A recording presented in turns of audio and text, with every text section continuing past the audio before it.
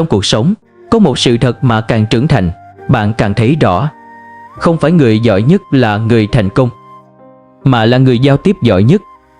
Bạn có thể tài năng, có kiến thức, có hoài bão, nhưng nếu bạn không biết cách kết nối, truyền đạt, lắng nghe và thuyết phục, thì tất cả những điều bạn có chỉ nằm trong bạn. Thử nghĩ mà xem, một ý tưởng tuyệt vời nếu không biết cách trình bày sẽ bị bỏ qua. Một cảm xúc chân thành nếu không biết diễn đạt sẽ bị hiểu lầm. Một cơ hội đến gần, nhưng nếu bạn không biết cách trò chuyện, bạn sẽ đánh mất nó mà không hay. Giao tiếp không phải là tài năng bẩm sinh, nó là kỹ năng có thể luyện tập. Và càng sớm rèn luyện, bạn càng đi xa hơn người khác. Trong video này, tôi sẽ không dạy bạn cách nói cho hay. Tôi sẽ chỉ bạn cách giao tiếp để người khác muốn lắng nghe. Từ cách lắng nghe chủ động, chọn từ đúng thời điểm, đến ngôn ngữ cơ thể và tư duy đặt câu hỏi, bạn sẽ hiểu rõ từng bước để biến giao tiếp thành một lợi thế cạnh tranh thầm lặng. Bởi vì thành công không chỉ dành cho người giỏi nhất, mà là cho người khiến người khác tin tưởng nhất. Kỹ năng số 1: lắng nghe chủ động. Bạn có bao giờ từng nghe câu này chưa? Người thông minh là người biết nói, nhưng người khôn ngoan là người biết nghe. Trong xã hội hiện đại, chúng ta đang sống trong một thế giới ồn ào. Ai cũng muốn nói, ai cũng muốn thể hiện. Thế nhưng, rất ít người biết lắng nghe thực sự. Lắng nghe kỹ năng tưởng đơn giản nhưng cực kỳ hiếm. Bạn nghĩ mình biết nghe chứ? Hầu hết mọi người đều nghĩ vậy. Nhưng sự thật là, khi người khác đang nói, ta thường chờ để phản hồi, chứ không phải để hiểu họ. Ta nghe bằng cái đầu để lập luận, chứ không nghe bằng trái tim để kết nối. Lắng nghe chủ động không phải chỉ là giữ im lặng. Nó là sự hiện diện trọn vẹn, là tập trung vào người đang nói hơn là tiếng nói trong đầu bạn. Tại sao đây là kỹ năng đầu tiên của giao tiếp thành công? Vì không có ai cảm thấy được thấu hiểu nếu bạn chỉ biết nói. Một nhà tâm lý học từng nói, nhu cầu được lắng nghe sâu sắc hơn cả nhu cầu được khuyên bảo. Người ta nhớ đến bạn không phải vì bạn giỏi nói gì. Họ nhớ đến bạn vì bạn làm họ cảm thấy mình quan trọng. Câu chuyện thực tế người bán hàng không lời. Tôi từng chứng kiến một câu chuyện nhỏ trong một cửa hàng điện tử lớn. Hai nhân viên bán điện thoại, một người rất lanh lợi, nói liên tục về các tính năng. Người còn lại chẳng giới thiệu nhiều. Anh chỉ hỏi, anh đang tìm điện thoại cho công việc hay giải trí? Rồi im lặng và lắng nghe. Người khách nói 3 phút. Anh bán hàng chỉ nói một câu sau cùng, nếu vậy, em nghĩ chiếc này phù hợp nhất với nhu cầu của anh. Và bạn đoán xem, người thứ hai bán được hàng, dù nói chưa đến 10 câu. Vì anh ấy không bán, anh lắng nghe để hiểu rồi đưa ra giải pháp. 4 bước thực hành lắng nghe chủ động. Bước 1. Dừng phán xét. Khi nghe ai đó nói, đừng vội dán nhãn đúng sai. Hãy để câu chuyện được kể trọn vẹn. Hãy tự nhủ, mình chưa biết đủ để phản ứng, mình cần nghe thêm. Bước 2. Nghe bằng ánh mắt, không chỉ bằng tai. Giao tiếp bằng mắt tạo cảm giác được hiện diện. Một cái gật đầu nhẹ, một ánh nhìn nghiêng đôi khi còn giá trị hơn cả lời nói. Bước 3. Lặp lại điểm chính. Hãy tập thói quen phản hồi lại bằng cách tóm tắt. Vậy ý anh là, điều khiến anh lo lắng là. Điều đó giúp người nói cảm thấy, họ thực sự đang hiểu mình. Bước 4. Phản hồi cảm xúc, không chỉ nội dung. Thay vì nói, tôi hiểu rồi, hãy nói, tôi cảm thấy được sự mệt mỏi trong giọng nói của anh. Điều đó chắc hẳn không dễ dàng. Đây là cách giúp bạn kết nối ở tận cảm xúc, chứ không chỉ tận ngôn ngữ. Lắng nghe cũng là một hình thức của tình thương. Có những người cả đời không cần lời khuyên. Họ chỉ cần một người chịu ngồi xuống, lắng nghe họ nói trọn một câu chuyện mà không ngắt lời. Trong thời đại số, lắng nghe là một điều xa xỉ. Bạn lắng nghe ai người đó sẽ tin bạn. Bạn lắng nghe sâu người đó sẽ theo bạn. Kết chốt chương này, giao tiếp tốt không bắt đầu bằng lời nói. Nó bắt đầu bằng khả năng lắng nghe. Nếu bạn muốn xây dựng sự nghiệp, phát triển mối quan hệ, trở thành người được trọng vọng, hãy bắt đầu bằng việc tập nghe một cách thật lòng. Vì người ta chỉ lắng nghe bạn khi họ cảm thấy bạn từng lắng nghe họ trước. Kỹ năng số 2: biết nói đúng lúc, đúng cách. Có một nghịch lý thú vị trong giao tiếp. Người giỏi nói không phải là người nói nhiều, mà là người biết nói đúng lúc. Người thông minh không cần chiếm sóng liên tục để gây ấn tượng. Họ hiểu rằng lời nói đúng thời điểm có thể thay đổi cả không khí của một cuộc họp, cứu vãn một cuộc tranh cãi, hay đơn giản làm người đối diện cảm thấy được tôn trọng. Lời nói là giao ước giữa tâm và tâm. Có những lời nói làm người khác tổn thương suốt nhiều năm, nhưng cũng có những câu đơn giản, nhẹ nhàng mà khiến ai đó đổi hướng cả đời. Bạn có bao giờ nhớ lại một khoảnh khắc nào đó trong đời khi một ai đó nói với bạn "tôi tin bạn"? Chỉ 4 từ, nhưng nó đã tiếp sức cho bạn vượt qua giai đoạn khó khăn nhất. Đó chính là sức mạnh của lời nói đúng lúc. Câu chuyện của người sếp trẻ. Tôi từng cố vấn cho một công ty khởi nghiệp, nơi CEO là một người rất giỏi chuyên môn nhưng hay mất kiên nhẫn.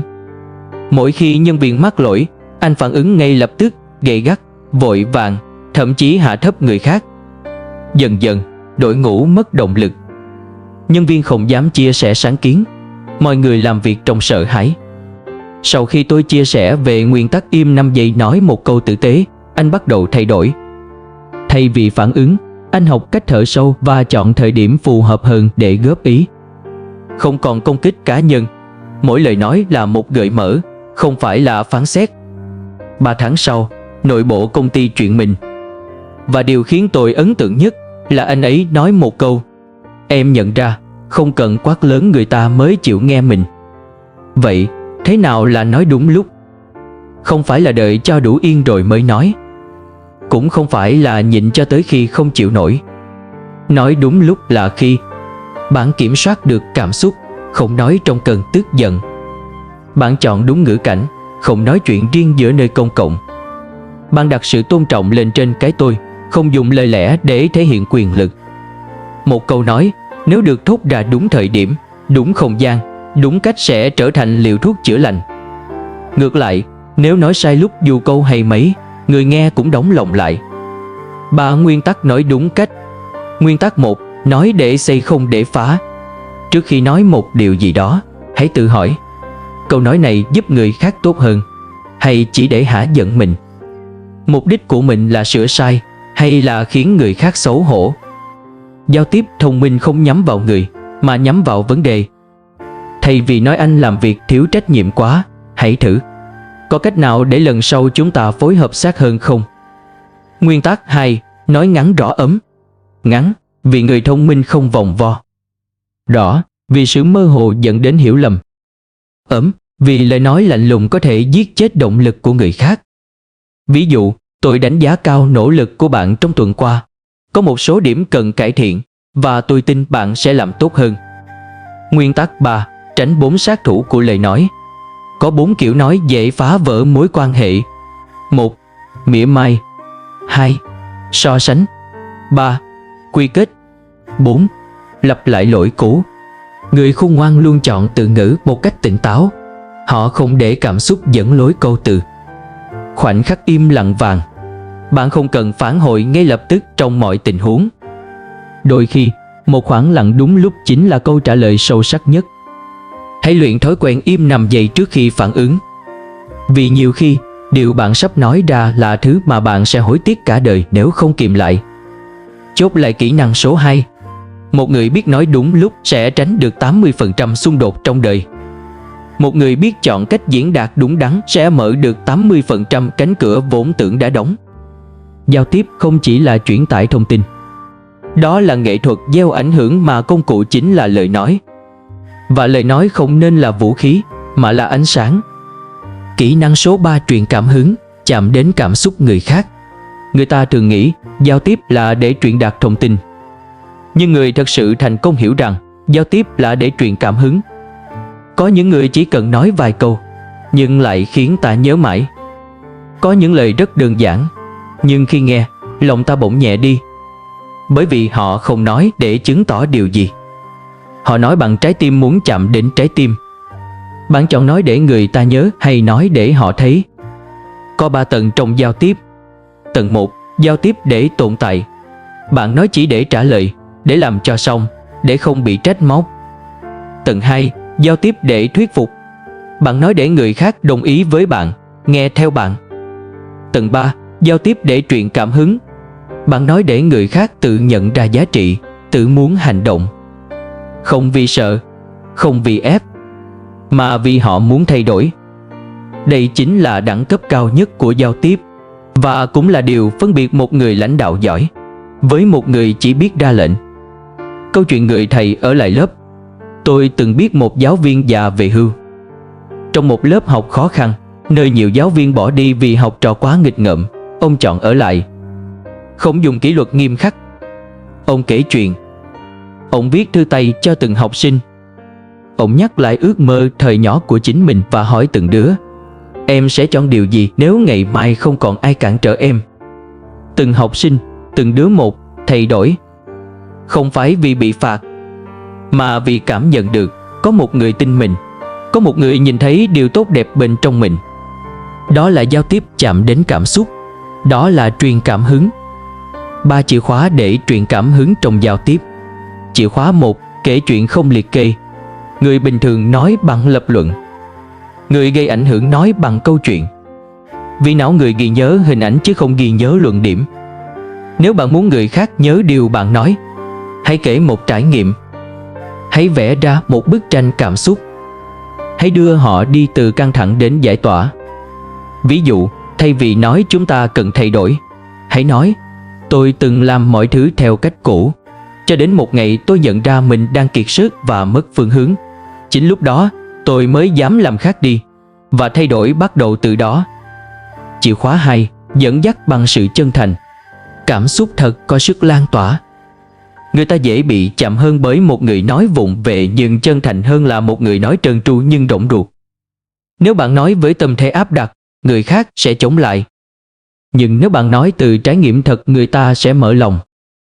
Chìa khóa 3. Biết lắng nghe giữa lúc đang nói. Truyền cảm hứng không phải là nói liên tục, mà là biết dừng lại đúng lúc để tạo khoảng lặng. Khoảng lặng ấy giúp người nghe tự cảm nhận, tự chiêm nghiệm, và đó là lúc họ thức tỉnh từ bên trong. Truyền cảm hứng không phải là lên giọng mà là đánh thức. Một người lãnh đạo thông minh không cần gào thét. Họ chỉ cần nói một câu nhưng đúng thời điểm, đúng tận cảm xúc, và câu nói ấy sẽ ở lại trong lòng người nghe nhiều năm sau. Tôi nhớ có một người sếp cũ từng nói với tôi chỉ một lần: tôi biết có thể cậu chưa giỏi, nhưng tôi tin cậu sẽ giỏi. Chỉ thế thôi, nhưng câu nói ấy đi theo tôi suốt 10 năm đi làm. Đó là thứ bạn không mua được bằng học vị, không lấy được bằng kỹ thuật nói chuyện. Chỉ có thể đến từ một nội tâm đã đủ sâu để nói ít nhưng chạm xa. Kết chốt chương này: trong thế giới mà ai cũng muốn trở thành người có sức ảnh hưởng, chỉ những người biết cách nói từ trái tim mới thực sự dẫn dắt được người khác. Bạn không cần nói lớn, bạn không cần lý luận nhiều, bạn chỉ cần thành thật và nói ra điều khiến người ta cảm nhận được chính họ trong lời bạn nói. Đó là đỉnh cao của giao tiếp, và cũng là cốt lõi của sự thành công lâu dài. Kỹ năng số 4: giao tiếp không lời, ngôn ngữ, hình thể và năng lượng. Có một sự thật ít người để ý: bạn có thể không nói gì nhưng vẫn đang giao tiếp. Cách bạn bước vào phòng, cái nhìn đầu tiên bạn trao cho người khác, cử chỉ tay, dáng đứng, ánh mắt, hơi thở, khoảng cách, tất cả đều là những tín hiệu vô ngôn nhưng lại truyền tải thông điệp cực kỳ mạnh mẽ. 93% giao tiếp không phải bằng lời. Theo nghiên cứu của giáo sư Albert Mehrabian, UCLA, trong một cuộc giao tiếp, chỉ 7% đến từ từ ngữ bạn sử dụng, 38% đến từ giọng nói âm điệu, nhấn nhá, và 55% còn lại đến từ biểu cảm khuôn mặt, cử chỉ tay chân, tư thế. Điều đó có nghĩa là dù bạn nói đúng 100%, nhưng nếu cơ thể bạn thể hiện sự căng thẳng, hoài nghi hoặc thiếu tự tin, người khác sẽ không tin bạn. Câu chuyện cô gái giỏi viết nhưng không được lắng nghe. Tôi từng huấn luyện kỹ năng thuyết trình cho một bạn nữ cực kỳ thông minh. Cô ấy viết bài hoàn hảo, chuẩn bị kỹ từng chữ. Nhưng mỗi khi đứng trước đám đông, cô nhịn xuống, khoanh tay, giọng lý nhí. Người nghe không tập trung, không ai nhớ điều cô nói. Tôi không chỉnh sửa bài nói của cô. Tôi chỉ yêu cầu 3 điều. Hãy thở sâu trước khi bắt đầu. Hãy mở rộng vai, giữ ánh mắt nhìn về phía người nghe. và mỗi khi muốn ngắt nhịp hãy mỉm cười thay vì xin lỗi. Kỳ lạ thay, chỉ một tuần sau, cả phòng đứng dậy vỗ tay khi cô kết thúc bài nói. Nội dung vẫn thế, nhưng năng lượng và sự hiện diện của cô đã thay đổi hoàn toàn. 5 thói quen ngôn ngữ cơ thể của người giao tiếp hiệu quả. 1. Tư thế mở tạo cảm giác tin cậy. Người hay khoanh tay, cúi đầu, thu mình sẽ tạo ấn tượng phòng thủ, khép kín. Ngược lại, người giữ vai thẳng, cổ cao, lòng bàn tay mở nhẹ tạo cảm giác cởi mở và tự tin. 2. Giao tiếp bằng mắt đúng liều lượng. Nhìn vào mắt người khác khi nói hoặc khi họ đang nói. Không nhìn chằm chằm, cũng không đảo mắt liên tục. Ánh mắt ổn định tạo ra sự kết nối mạnh mẽ mà lời nói không thể thay thế. 3. Gật đầu nhẹ thể hiện sự lắng nghe chủ động. Một cái gật đầu đúng lúc giúp người đối diện cảm thấy được đồng thuận, khuyến khích họ tiếp tục. 4. Giọng nói có nhịp điệu không đều đều. Giọng nói là cây cầu giữa trái tim bạn và người nghe. Hãy nói chậm lại khi cần nhấn mạnh, và dừng hẳn vài giây khi muốn tạo chiều sâu. 5. Mỉm cười tự nhiên không gượng ép. Nụ cười mở khóa mọi cuộc trò chuyện. Nhưng hãy đảm bảo nó đến từ sự hiện diện thật sự chứ không phải chỉ là biểu diễn. Năng lượng bên trong cũng là giao tiếp. Có một điều còn sâu hơn ngôn ngữ hình thể, năng lượng bạn mang theo. Một người có lòng nhiệt thành, chân thật, tin tưởng vào điều mình nói sẽ tỏa ra năng lượng đó, dù không cần gồng mình thể hiện. Ngược lại, người mang trong mình sự tự ti, lo âu, giận dữ, thì cơ thể sẽ tự tiết lộ điều đó qua ánh mắt, nhịp thở, cả im lặng. Bạn không cần tập nói quá hay.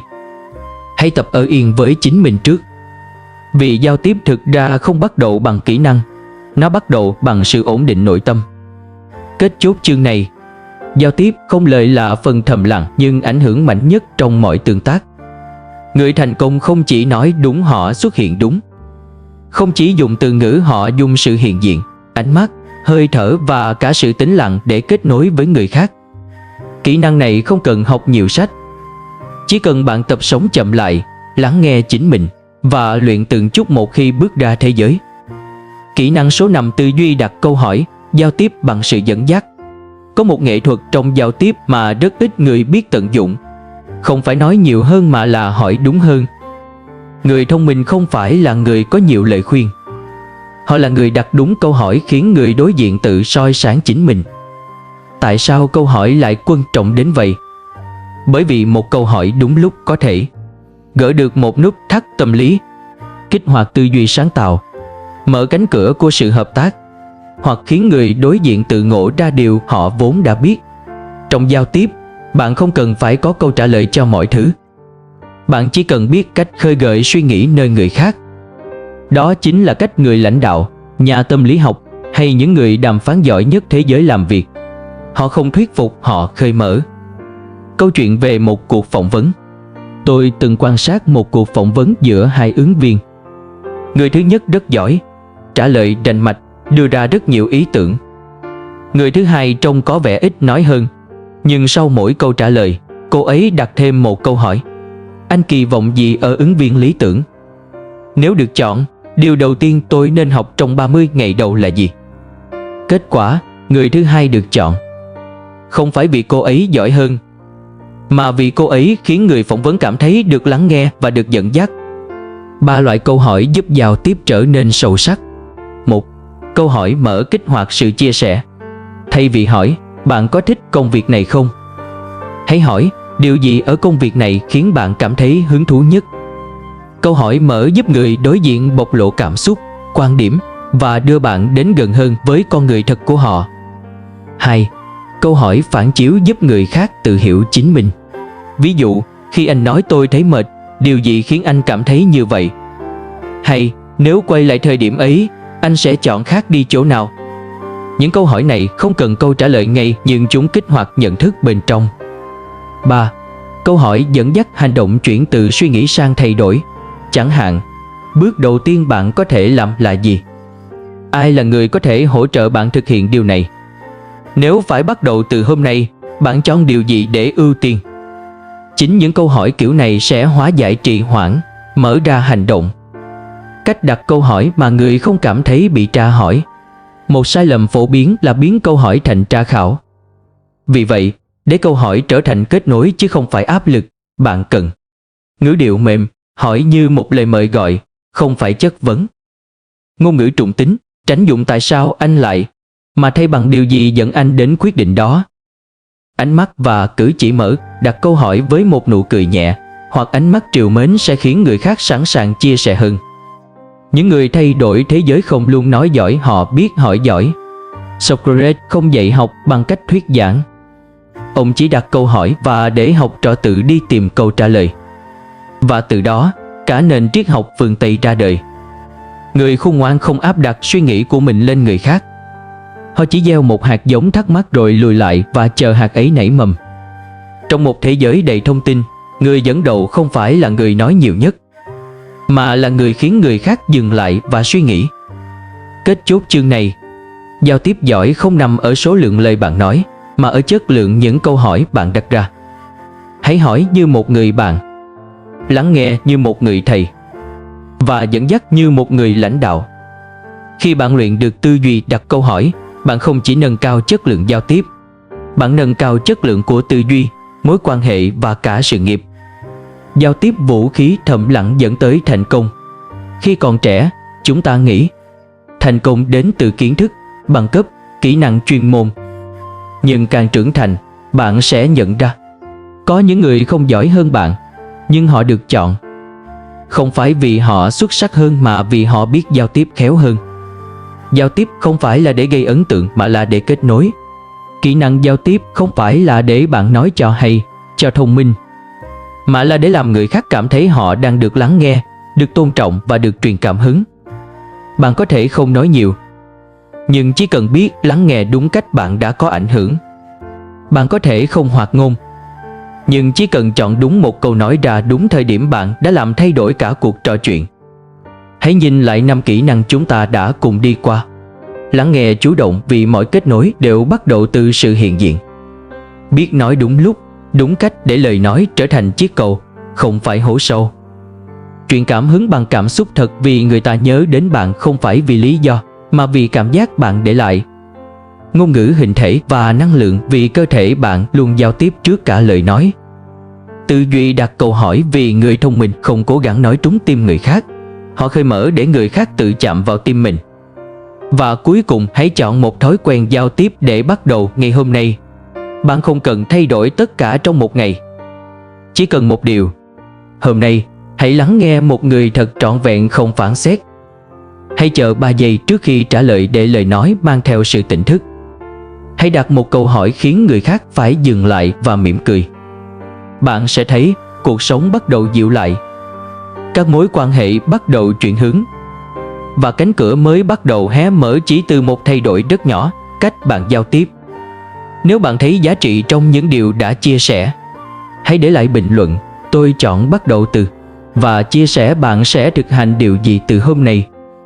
Bạn cũng có thể chia sẻ lại video này cho ai đó bạn yêu quý, vì có thể họ đang cần một lời nhắc nhở về sức mạnh của giao tiếp thầm lặng. Và nếu bạn muốn tiếp tục học hỏi những kỹ năng sống sâu sắc, ứng dụng cao, hãy nhấn đăng ký kênh Người Thông Minh để chúng ta còn đồng hành cùng nhau trên hành trình trưởng thành đầy ý nghĩa. Vì cuộc sống này không dành cho người nói to nhất, nó thuộc về người biết nói đúng nhất, đúng lúc, đúng cách và bằng trái tim. Hẹn gặp lại bạn trong những video tiếp theo. Và đừng quên, giao tiếp không phải là kỹ năng để nói, mà là nghệ thuật để hiểu và được hiểu.